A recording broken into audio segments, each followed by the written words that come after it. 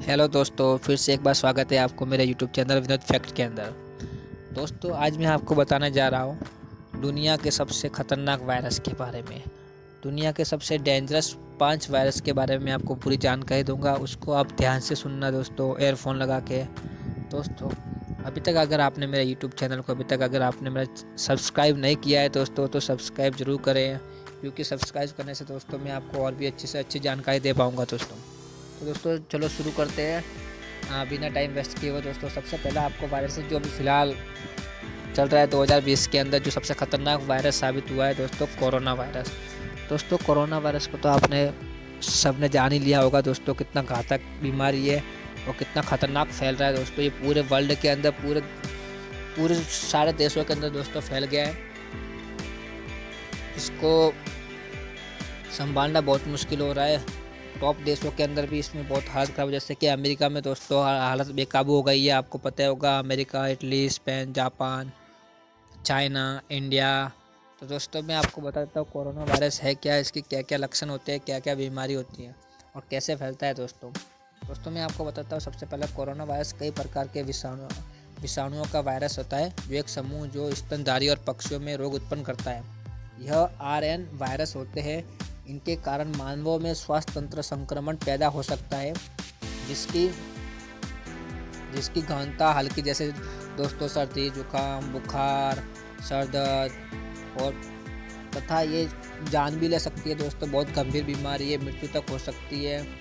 यह चमगादड़ सुअर में इनके कारण अतिसार हो सकता है, जबकि इनके कारण मुर्गियों के ऊपर स्वास्थ्य तंत्र के रोग उत्पन्न हो सकते हैं। इनकी रोकथाम के लिए कोई टीका या वैक्सीन अभी तक दोस्तों बाजार में उपलब्ध नहीं है। यह इसका दूसरा नंबर आता है वायरस का इन्फ्लुएंजा। दोस्तों ये डब्ल्यू एच ओ के अनुसार फ्लू के मौसम में 5 लाख तक लोग पूरे विश्व में बीमारी से अपनी जान खो देते हैं। लेकिन जब कोई नया फ्लू अस्तित्व में आता है तो रोग महामारी की तरफ फैलता है और अक्सर मृत्यु दर भी बढ़ जाया करती है। सबसे घातक फ्लू बीमारी, जिसे कभी कभी स्पेनिश फ्लू भी कहते हैं, 1918 में शुरू हुई और इसने पूरे विश्व में 40% लोगों को अपनी चपेट में ले लिया था और लगभग 50 मिलियन लोगों ने इससे अपनी जान गंवा दी थी। दोस्तों ये कोरोना के बाद दूसरा सबसे ख़तरनाक वायरस है। इसका प्रकोप हर साल या कभी कभी आता ज़रूर है। इसमें कम से एड्स दुनिया का सबसे ख़तरनाक वायरस में आता है दोस्तों। इस यह वायरस एक ऐसा वायरस है जिसका अभी तक कोई इलाज नहीं आया है। इसका इलाज लाइलाज है, अभी भी डॉक्टर बहुत प्रयास कर रहे हैं। संक्रमण के बाद स्थिति है जैसे मानव अपने प्राकृतिक प्रतिरक्षण क्षमता खोता है। एड्स सभी कोई बीमारी नहीं है दोस्तों, पर एड्स से पीड़ित मानव शरीर संक्रामक बीमारियों से, जो कि जीवाणु और विषाणु आदि से होती है, के प्रति अपनी प्राकृतिक प्रतिरोधी शक्ति खो बैठता है। क्योंकि HIV वायरस, जिससे कि एड्स होता है, रक्त में उपस्थित प्रतिरोधी पदार्थ लसिका कोशिका पर आक्रमण करता है। एड्स पीड़ित के शरीर में प्रतिरोध क्षमता के क्रम से होने से कोई भी अवसरवादी संक्रमण, यानी आम सर्दी जुकाम से लेकर क्षय रोग जैसे रोग तक सहजता से हो सकते हैं दोस्तों। इसका इलाज कठिन हो जाता है। HIV से संक्रमण को एड्स की स्थिति तक पहुंचने में कम से कम 10 वर्ष से भी अधिक लग सकता है। HIV से ग्रस्त व्यक्ति अनेक वर्षों तक बिना किसी विशेष लक्षणों के बिना रह सकता है। HIV एक ऐसी बीमारी है, वर्तमान युग की सबसे बड़ी स्वास्थ्य समस्याओं में से एक, यानी कि यह एक महामारी है। एड्स के संक्रमण के 3 मुख्य कारण है दोस्तों: असुरक्षित यौन संबंध, सेक्स, रक्त के आदान प्रदान तथा मां से शिशु के में संक्रमण द्वारा। भारत में भारत में सबसे ज़्यादा फैला गया था एड्स दोस्तों। माना जाता है कि सबसे पहले इस रोग का विषाणु HIV अफ्रीका के खास प्रजाति बंदर में पाया जाता था दोस्तों। एड्स बंदर अफ्रीका के बंदरों में पाया गया था और उसी कारण पूरी दुनिया में फैला है। अभी तक इसे इलाज माना जाता है, लेकिन दुनिया भर में इसका इलाज शोधकर्ता डॉक्टर्स अभी तक लगे हुए। अभी तक लोगों अभी तक दोस्त 30 करोड़ से भी ज़्यादा लोग जान गंवा बैठे एड्स के कारण। सबसे ज़्यादा लोग इसमें ही मरे हैं दोस्तों, 30 करोड़ से भी ज़्यादा। चौथी बीमारी है तो दुनिया का सबसे खतरनाक चौथा वायरस है इबोला वायरस। यह वर्तमान में एक गंभीर बीमारी का रूप धारण कर चुका है। इस बीमारी में शरीर में नसों से खून बाहर आना शुरू हो जाता है, जिससे अंदरूनी रक्तस्राव प्रारंभ हो जाता है। यह एक अत्यंत घातक रोग है रोगियों की मृत्यु भी हो जाती है। इसके शुरुआत क्या होते हैं मैं आपको बता देता हूँ। इस रोग की पहचान सर्वप्रथम इबोला नदी के पास स्थित एक गांव में की गई थी। इसी कारण इसका नाम इबोला पड़ा।